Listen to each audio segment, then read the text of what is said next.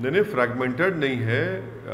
आपने सही कहा कि अखिलेश यादव और बीजेपी और बीएसपी हमारे ब्राह्मण भाइयों के वोटों के लिए पूरी कोशिश कर रही है, मगर देखिए इन तमाम में कॉमन फैक्टर है कि सिवाय 19% उत्तर प्रदेश के मुसलमानों के सब कास्ट और बरादरियों के ऊपर मेहनत की जा रही है, और 19% मुसलमानों को इन तमाम पार्टीज़ ने यतीम और लाचार बनाकर छोड़ दिया है और इनके कोई वोट की अहमियत नहीं रही। तो यही बात हम उत्तर प्रदेश के मुस्लिम माइनॉरिटी को बता रहे हैं कि भाई आपकी कोई लीडरशिप को आपको पैदा करना पड़ेगा।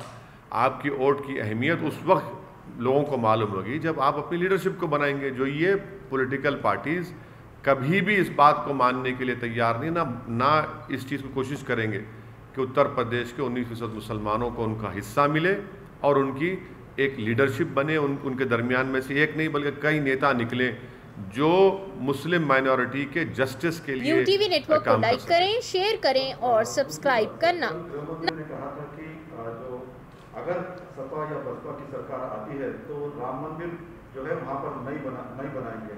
तो क्या राम मंदिर अभी भी इस इलेक्शन में बड़ा मुद्दा रहेगा सर? अब ये तो आप मीडिया के लोगों को तय करना है, जो हमारी हर स्पीच के बाद आप लोग कुछ ना कुछ उसमें निकालते हैं नुक्ता। अब जो देश के होम मिनिस्टर इस तरह की बात कर रहे हैं तो डेवलपमेंट की क्यों नहीं बात करते?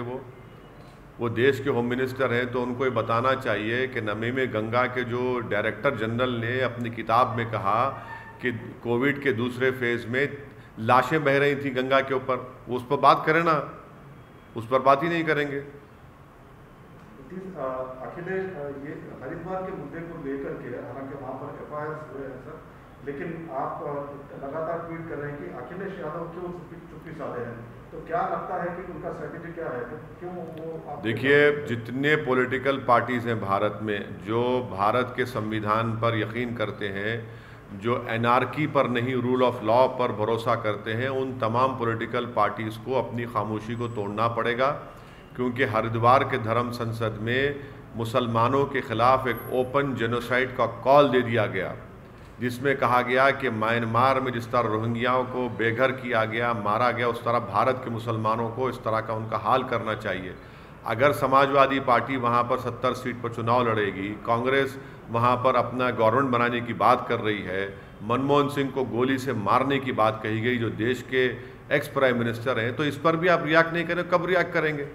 रूल ऑफ लॉ के ऊपर बात करेंगे या एनआरकी? भी आप रिएक्ट नहीं करें, कब रिएक्ट करेंगे? रूल ऑफ लॉ के ऊपर बात करेंगे या एनआरकी के ऊपर करेंगे? तो इनकी खामोशी इनको एक्सपोज करती है और ये बताता है कि इसलिए खामोश हैं क्योंकि इनको फिक्र है कि दूसरा वोट नहीं मिलेगा। मगर यहाँ पर वोट की नहीं, यहाँ पर जेनोसाइड का कॉल दिया जा रहा है। मगर अच्छा है, देश देख रहा है इन पॉलिटिकल पार्टीज़ को, चाहे समाजवादी और कांग्रेस हो, कैसे वो लोग खामोश बैठे। और उत्तराखंड में बीजेपी की सरकार के आशीर्वाद और पूरी सपोर्ट पर इस तरह के धर्म संसद हुआ। उन्हीं की सपोर्ट पर, उन्हीं की ईमा पर, उन्हीं की पूरी सपोर्ट के ऊपर इस तरह की बातें की गई। सिर्फ एफआईआर इशू करने से नहीं होता, उनको गिरफ्तार करना चाहिए। ये तमाम ऑर्गेनाइजेशंस को यूएपीए के तहत बैन करना चाहिए, तभी जाकर रोक लगेगा, वरना ओपन कॉल फॉर जेनोसाइड किया जा रहा है भारत के मुसलमानों के बारे में। हर हफ्ते लगातार यूपी में जा रहे हैं, ज़्यादा फोकस कर रहे हैं और 100 सीटों पर चुनाव लड़ने का भी ऐलान कर रहे हैं। तो क्या नजर आता है माहौल वहाँ का सर? देखिए, जहाँ तक मेरी बात है, मैं अपने तमाम पार्टी के ज़िम्मेदारों के साथ, पार्टी के अरकान कार्यकर्ता के साथ, हम सब लोग मिलकर मेहनत कर रहे हैं। हमारे हाथ में मेहनत करना है, जुस्तजू करना है, अच्छे फैसले लेना है। आगे इंशाअल्लाह ताला अल्लाह सुब्हाना व तआला उत्तर प्रदेश की जनता के दिलों में मोहब्बत डालेगा और वो वोट में तब्दील होगा। हम सबसे मुलाकात कर रहे हैं, सबसे बात कर रहे हैं और यही हमारी कोशिश है।